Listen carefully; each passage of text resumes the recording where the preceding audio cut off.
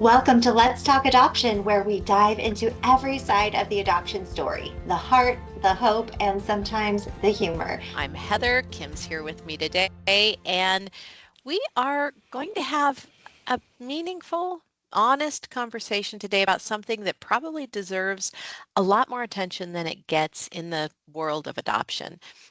And that is kind of the from an expectant mother's perspective, a birth mother's perspective, that mix of hope and fear that a woman will often experience when she begins considering adoption for her child. And two groups of listeners will find this especially important. One is obvious, and the other might be a little less obvious. We hope that this conversation touches, encourages, and helps educate and inform women considering adoption, help you feel less alone. If you're looking for some reassurance that what you're feeling is normal, human, and shared by so many others. And the unexpected group that this conversation can also be beneficial for is hopeful adoptive parents. Heather and I believe that a secret to success for adoptive parents is really having compassion for a Mhm. birth mom and understanding her side of things. We want to help birth moms as well as adoptive parents, and we want to help adoptive parents understand the emotional reality behind a woman's decision. And so that's such an important reason why we want to have this conversation today. And our focus is for you who may be considering adoption for a child you're pregnant with or are parenting, or maybe you've just gone through an adoption and have relinquished a child. Or maybe this is something that's several chapters ago in your life, but it's good to get some reassurance and again, just knowing you're not alone. So, this Mhm. isn't going to be a dramatic conversation. There's not a lot of drama in this. It's a compassionate one because hope and fear often sit side by side. And so today we want to talk about both. Absolutely. And Kim, something came to mind when you were talking. There is potentially one more group that this conversation may be enlightening for, and that is adoptees, especially if Yes. from their perspective, they may be struggling with why. Mhm. Why did my birth mother choose adoption for me? Um, what was she thinking? What was she feeling? Why couldn't she parent? And certainly, there's not always answers to every single question in every single situation. But I hope if you are an adoptee and you're listening, that perhaps what you hear might help you um, close some of those loops, especially if you don't have a birth parent available to ask.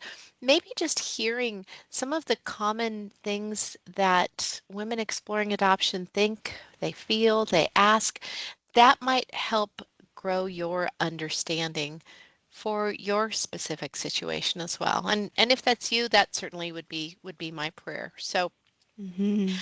I think it a good place to start might be the the very moment that a woman begins considering adoption. And it's good to know that that can happen anytime during her pregnancy. Um, it often begins as kind of a thought at a crossroads. The intersection between I love this child and I don't know how I'm going to do this, or I don't know if I can do this. It's not really an easy intersection of those two things. When we love something, but we also know that we can't be successful given our current circumstances. And sometimes circumstances can change, sometimes they can't. But the point I'm trying to get to is this is usually not a decision women come to quickly. Mhm. It's often thoughtful, and by thoughtful, I mean it has come up in their thoughts many, many times before they actually find the strength and the courage to put it into words. It is emotional. Sometimes just admitting that you're thinking about adoption is such a huge step. It's it can be hard to even say those words out loud. And it's layered with so many very different things. And I know when I'm talking to a woman who did find the courage to ask about adoption, that's something that I always want to ensure that I'm doing my best to honor and simply to say, I know it takes a lot of strength just to ask about this. Absolutely. I think that you take that moment to acknowledge that is so affirming for people. And I know we've talked about this offline too, that how we could be the only affirming voice in her world. Certainly, the first conversation that she may have had where she says out loud that she's considering adoption, and we often hear things like, I want to do what's right. She's trying to discern, trying to decide, trying to narrow down what's right and what's best, but she's also terrified. She's Hmm. scared. So, and also, birth moms say, I feel like I'm failing, but I love this baby so much. hmm I love this baby so much. And they'll also say, I don't know if this makes me strong or weak. There's a Right. lot of a judgment, self Hmm. criticism, Hmm. in that. And those statements aren't contradictions. They're real feelings, right? Those feelings can all exist at the same time. Those thoughts can all exist at the same time. And all of that potpourri, that mix, that fruit salad of all those feelings and thoughts are completely normal.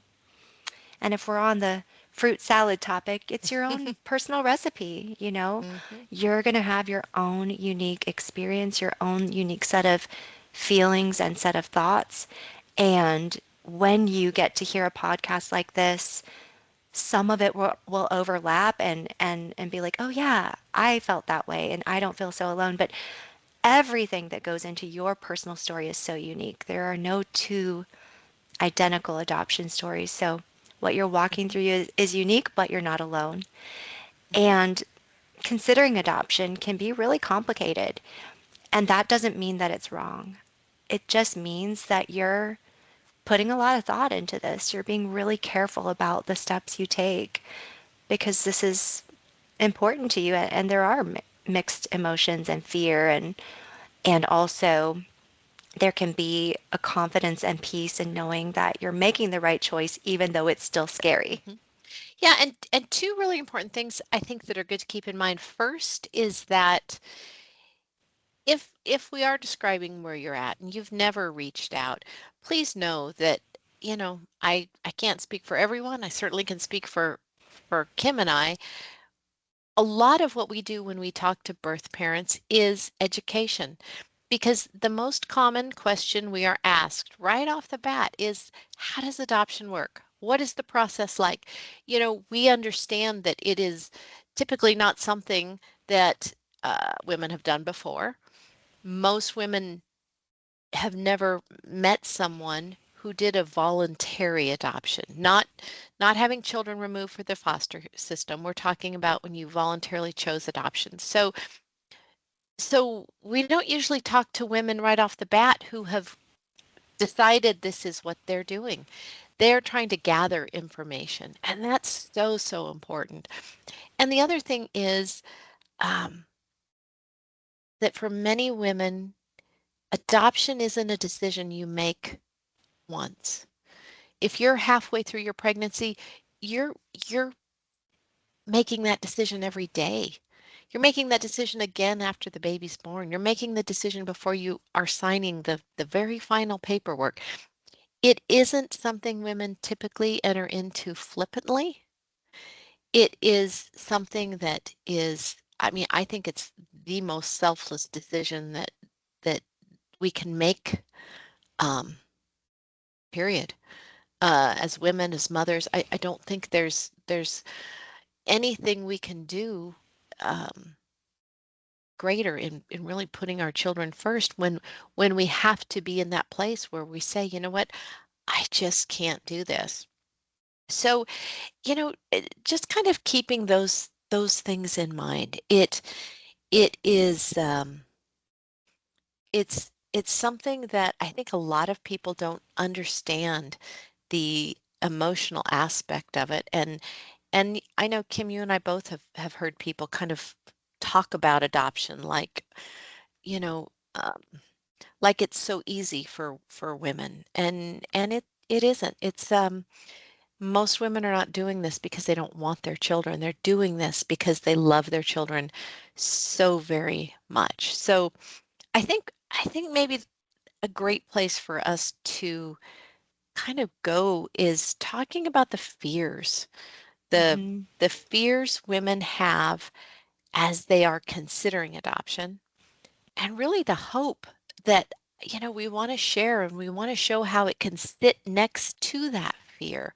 because like you said, all of these things exist at the same time, and for every fear a woman has in choosing adoption, it also is a reflection of the hope she has for the future, for her and for her child. And I think one of the biggest fears we hear is, am I a bad mother for even considering adoption?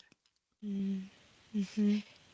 And if you haven't got it yet, I hope you've heard the message that no, you are absolutely. But this is common. This is especially when our society has a lot more stories about um, children who were removed from a neglectful parent's care and entered into the foster system and then was adopted. That is what a lot of people think of when they think of adoption, and that isn't adoption. And are those bad mothers? Well, I'm not going to say they're bad mothers, but obviously the child was experiencing some type of um, neglect or abuse in those situations, and that is not what we're talking about. We are talking about modern adoption, where a mother has the opportunity to make the choices about her child. And those choices include um, choosing the adoptive parents, talking to them, getting to know them, choosing how they want the delivery to go, having the opportunity to see and hold their baby, deciding who's in the delivery room, who cuts the cord, making a birth plan like any pregnant mom can make, setting up an agreement for contact after the adoption. What does it look like? What is it she wants?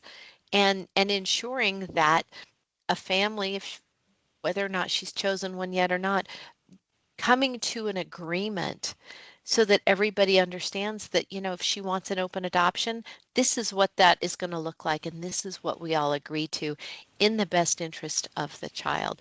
These are the choices women have today in modern adoption. Can I, Heather, I Yeah. just want to say for the listener who might be hearing that these are your choices or the choices a pregnant mother has who's considering adoption, maybe this is your first time having all this Hmm. explained to you.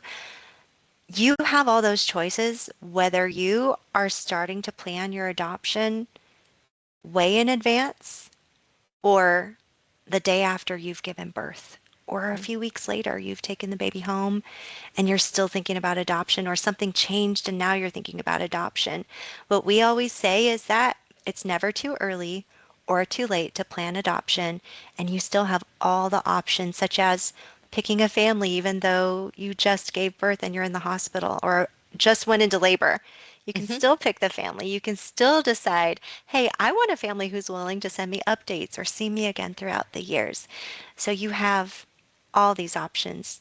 Don't think anything's off the table just because you weren't someone that planned it 4 months ago. We're not all Right. like that. I'm kind of a last minute person too when it comes to, planning stuff. So if that's you, it's okay. Right. And you still have all those options. So let's contrast that with kind of that first fear. Am I a bad mother Hmm. for thinking about adoption? Absolutely not. You are, like Kim said, regardless of the stage you're in, you're making a plan for a child. You're making a plan because you want the child to have the best life possible. That's not a bad mother. Mm. That's a mother who loves her child. Yet this still is kind of one of those universal fears in adoption. But when you contrast it with the hope, suddenly that that kind of shines the light on that fear and is saying, how can I think that I'm a bad mother when I want my child to have the best life possible? So that's the power of, not focusing on the fear, focusing on the hopes. She's imagining her child's future with honesty, with courage, with everything she wishes she could provide for her child, but for whatever reason, can't right now. Mm. Women don't consider adoption because they don't care. They actually consider and plan adoption because they do.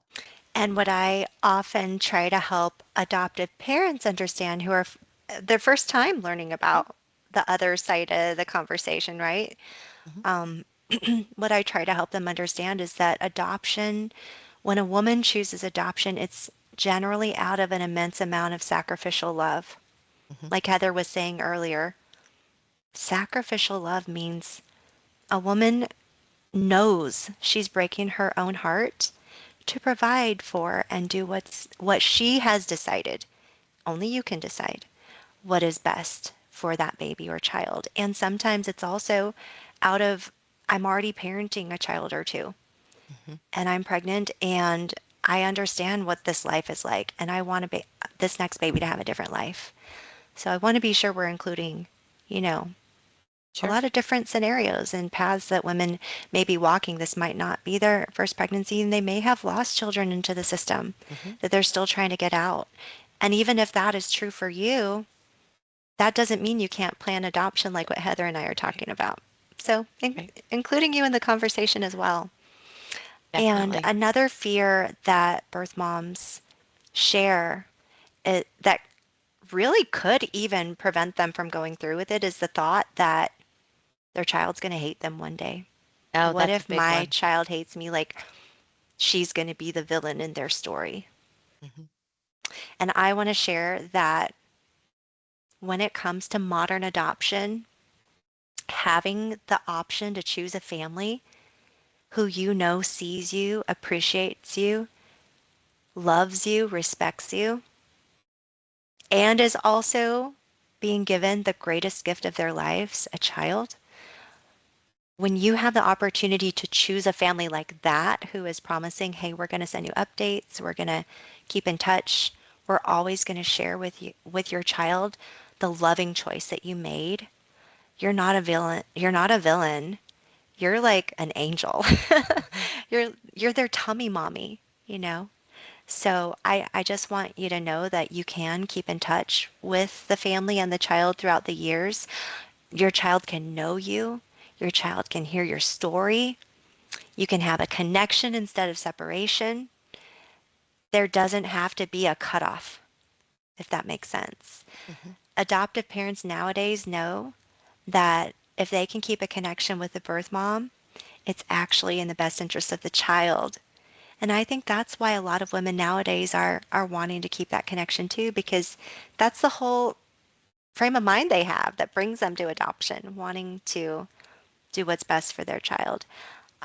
Your child can grow up understanding your decision. And so hopefully that helps you kind of get over that bridge of my child's going to hate me and understand actually your child is going to be told such positive loving things about you. mhm. And you'll have the opportunity to know your child if you so choose. And Hmm. that kind of leads us to the next fear, which is really surrounding the open adoption aspect, and that is what if the adoptive parents forget me Mm. once they have the child? What if they cut me off? And and I understand that fear. That fear is rooted in stories women have heard. Typically, those stories are from the past. They are not current, they are not modern adoption. And those were actions that adoptive parents took often before we had all the information we have about adoption. Back when children weren't even told from their earliest days that they are adopted. In fact, that's one of the things that we both talk and educate on is the value of your child knowing their story from the beginning. And so adoptive parents today are educated on this, are provided children's books, board books even, on how they came to be in the family. So it's not a secret, it's not a shock.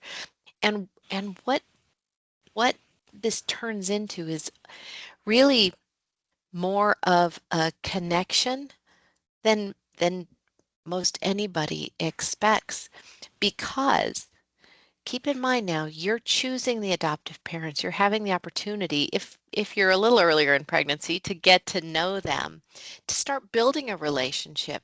And really what we've learned is that's the strength of open adoption, is not just, well, if you don't have a strong relationship, then you don't have it. No, no, no. That's not it.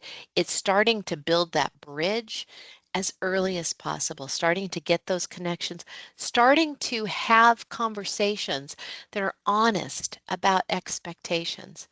And certainly what supports that bridge is simply the modern technology.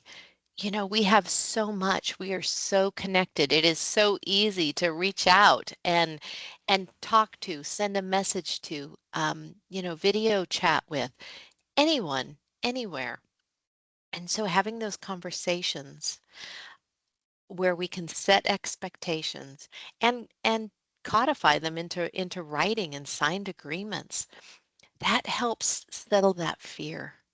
And that helps that hope grow. From a birth parent's perspective, they can see and bear witness to the fact that this family wants them, wants to stay in touch with them, wants to include them. Hmm. And that can be so powerful, again, in shining the light on the fear that helps it shrink, that lets truth and hope root and fill that void. Because again, a modern ethical adoption is going to be rooted in transparency and ongoing connection and expectation setting and writing those things down. And really, when a woman learns and can see for herself that she can choose the family, discuss her desires for openness, she starts to realize, she's not going to disappear. She will still be present in her child's life.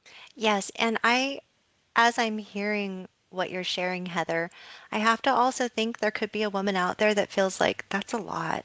That Mhm, feels like mhm, more than what I'm ready for. What if that's hard for me? mhm.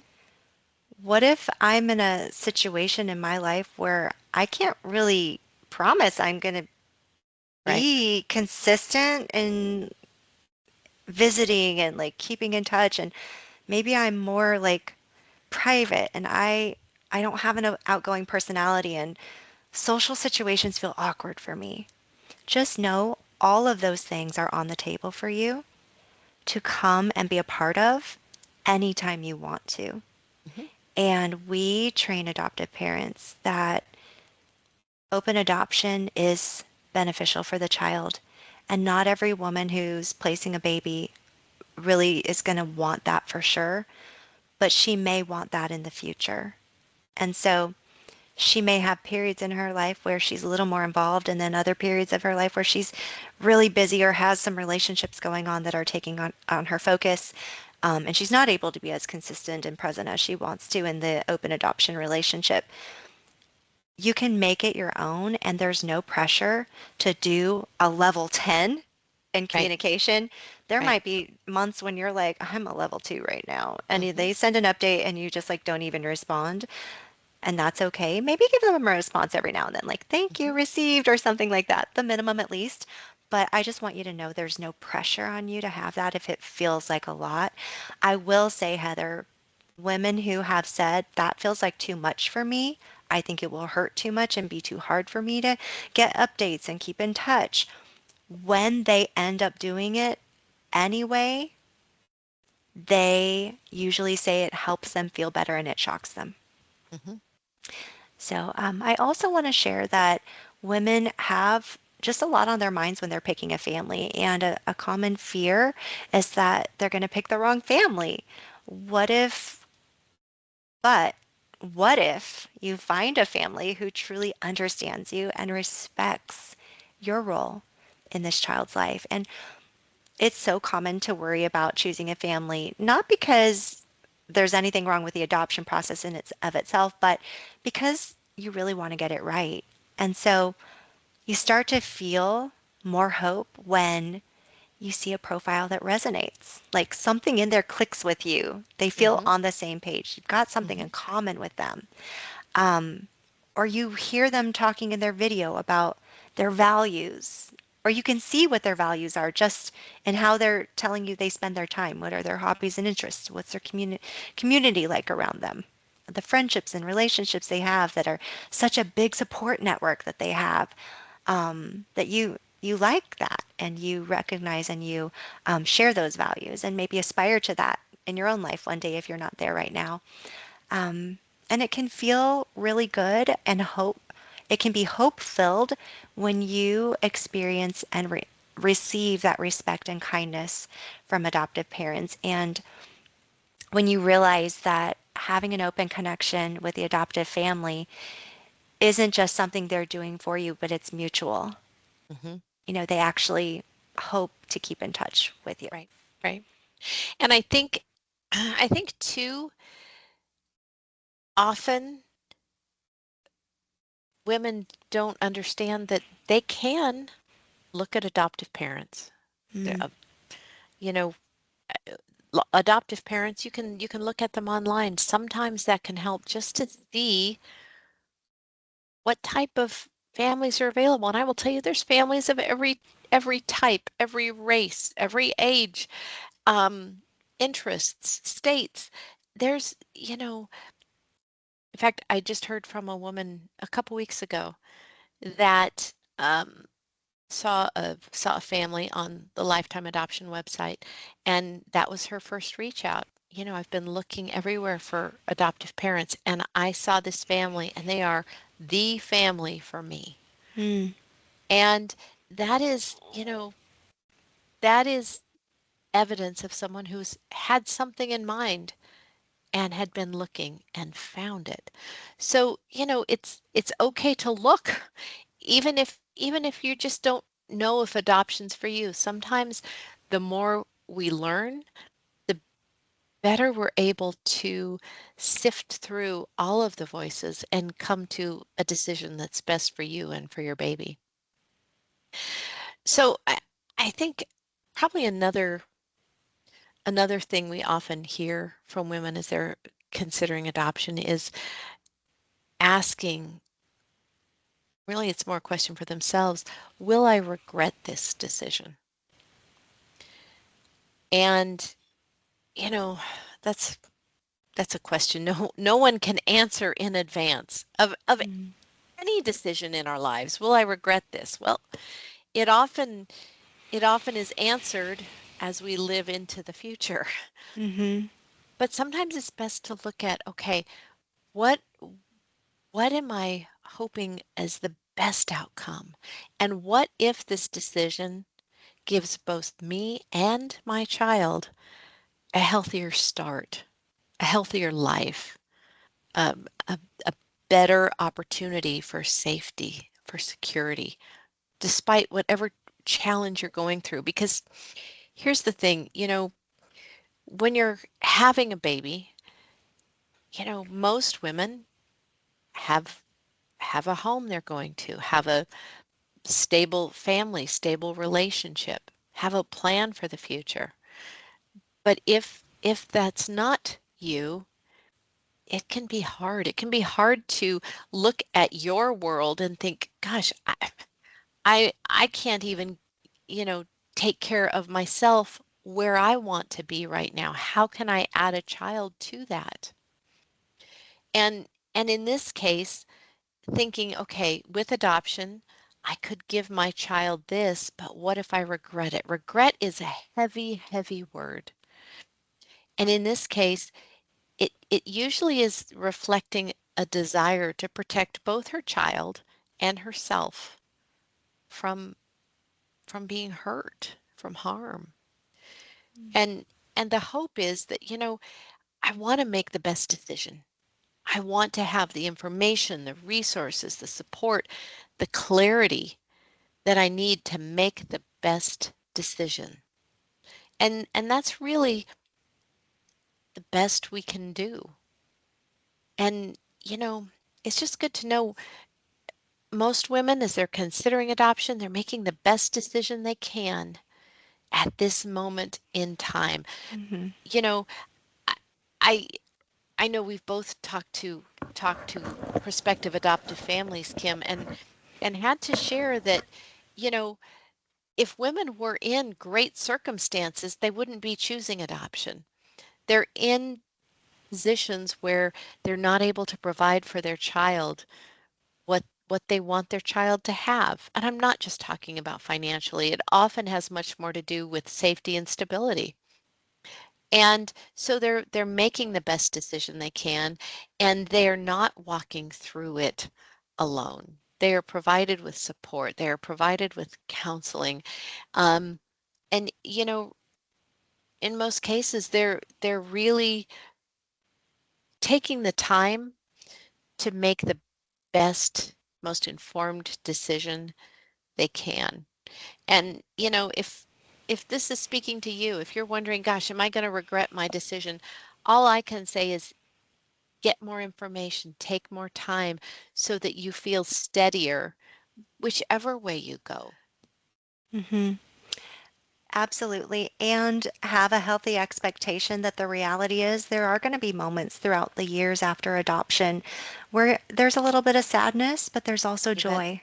Hmm. There's also joy in that sadness. I call it bittersweet. Hmm. Those bittersweet moments will come and go because if you're in a position where you're thinking about adoption, any choice you make is going to be bittersweet, no matter which Yes. decision you make. So there's no avoiding it. And what I say is make the best decision you can based on your circumstances, like Heather is saying, and don't run from the pain. If that makes sense, lean into it, let yourself feel it, and let yourself process it because that's the only way you're going to get through it. And the joy can help that pain feel better, healed. That joy Hmm. can help heal. So, and that's a big fear that birth moms have. Like, what if this breaks me? My heart is going to be broken to some degree when I go home without a baby. And, but I know that my baby is not just out there in the world, never to be heard or seen, known Hmm. of ever again, but my baby is with a mom and dad, a family I chose. I chose them for specific reasons. I was picky. I had a chance to get to know them, or I trusted an agency to pick one for me if I didn't feel like I could do that right now. It Hmm. can be a lot, but and we have a commitment to each other to stay in touch because we all want what's best for the child. And that's the whole thing that brought me to adoption in the first place. And so I just want to help you remember that there are places and moments of healing. Like Heather said, you're not alone. Like when you get that first update, Hmm. when the family sends you a text or an email or puts something on your, you know, whatever technology, social media thing they've set up to keep in touch together that makes it easier for you to access the photos and updates. When you see that first update and that immense feeling of love and pride swells in you, not just because this is a child you created and brought into this world, that this life came from you, but also that you made such a beautiful, loving plan for your Hmm. child and you made sure your child was provided for. Seeing your child thrive, taking his or her first steps, getting that first tooth, that first smile, being remembered on the holidays, when you get those Yeah. extra special updates or the family allows you to send a gift to the child or something, even having a visit that feels really reassuring, like you all have a connection, you're kind of like extended family a little bit, and you're comfortable with each other, you all know each other. It's not uncomfortable at all because you all know each other and you're all there for a very important reason for your child. And knowing that you chose stability for your child. And yes, you yourself may make choices going forward and have new circumstances going forward where you get in a better, more stable place. And that doesn't mean the choice you made back then was wrong. It just means, hey, that's where you were then and you had to make that choice. And now going forward, you're going to have the opportunity to get into a stable place as well so that you can maintain that connection with the family and be more consistent if that's what you want. But this is complicated, like we're saying, and these are the moments that you can look forward to that will bring that healing. And so I hope that that brings hope as well. Mhm. And that hope, like Heather is saying, can shed light on the fear and overshadow the fear. Definitely. So I think kind of going back to where we started, you know, if if you're an adoptee, I think it's important for you to have this information so you can hear that you're in most cases you weren't placed out of um out of a place of not being wanted, um not cast aside. This was for your birth mother, this was a tough decision, and she wanted more for you. And sometimes that can be hard to truly believe. I get that. But, sometimes that healing comes when we can start to believe things were a little better. They weren't there was nothing done spiteful. That this was done, like I said, out of love, out of hope, out of a desire for you to have the life that your birth mother couldn't provide. For adoptive parents, I think it's really important to understand this because when they understand kind of the emotional landscape of adoption, I think you're better equipped to show empathy, certainly to understand the mindset, to communicate honestly, respectfully, to keep your word. You know, um, if you say you're willing to keep in touch, by all means, you need to keep that word.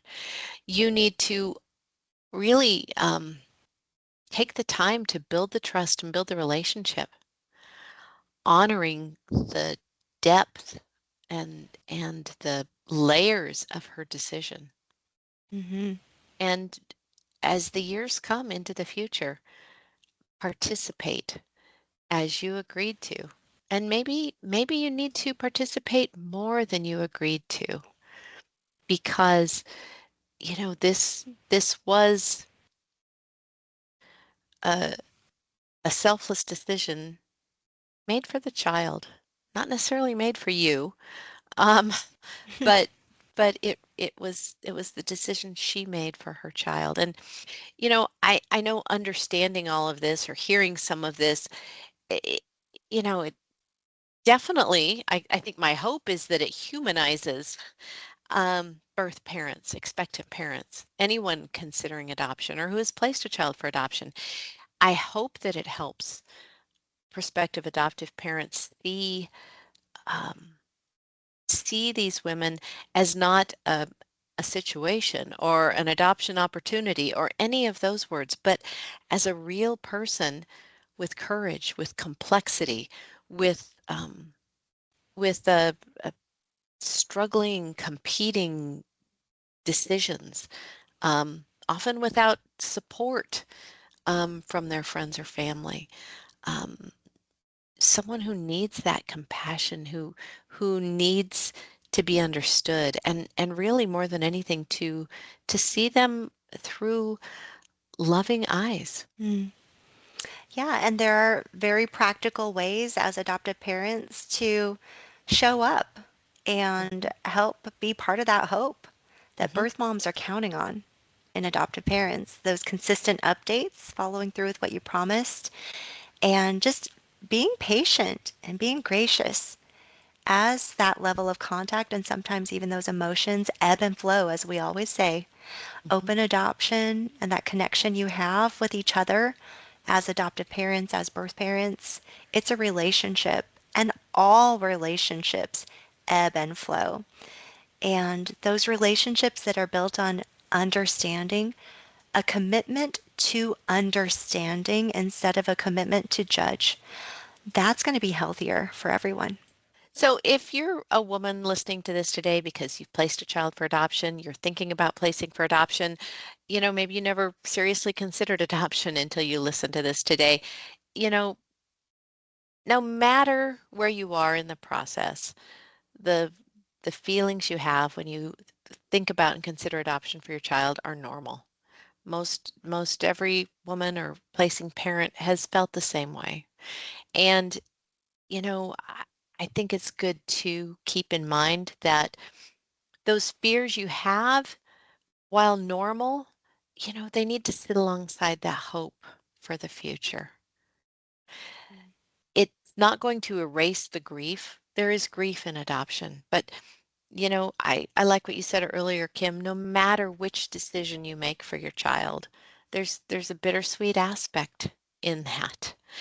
Um, as you consider adoption, as you explore adoption, you're not expected to be certain during the the learning process, Just learning and having the conversations, right? right? Right. Hmm. You're not expected to have it all figured out.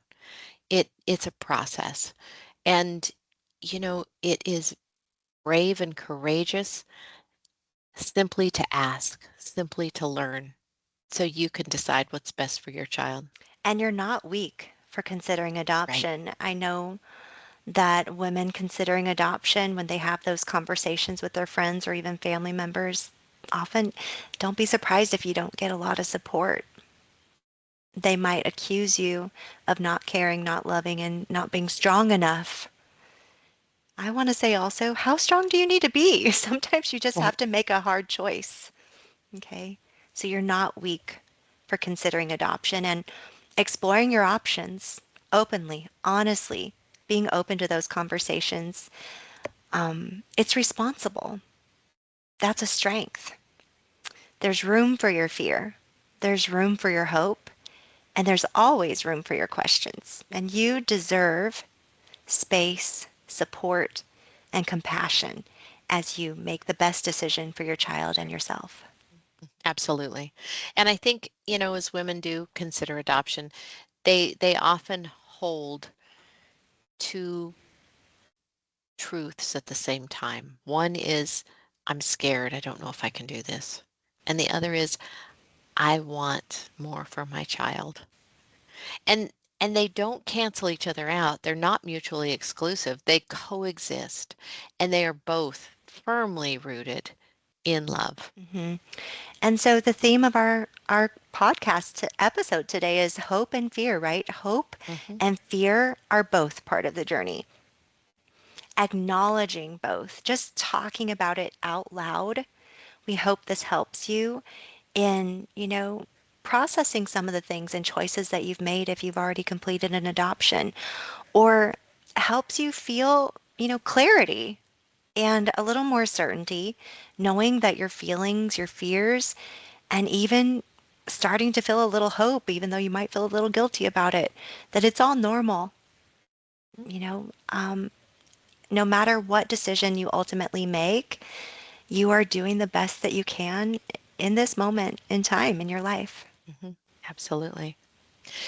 So thank you for joining us today for this conversation. If you um, have any feedback, if it's brought you understanding or reassurance or hope, we'd love to hear about it. You can always get in touch with us at letstalkadoption.com. We hope if you are a hopeful adoptive parent that perhaps this has helped grow your heart a little bit for birth parents. And if you're pregnant, if you're considering adoption for your child, you know, I hope this conversation has helped you too, if nothing else, to learn that what you're feeling, what you're thinking is totally normal and may just mean you need a little more information or support, if you're looking for that clarity on, what's best for me and what's best for my baby. So we hope you'll join us again next time. Please subscribe wherever you listen to podcasts.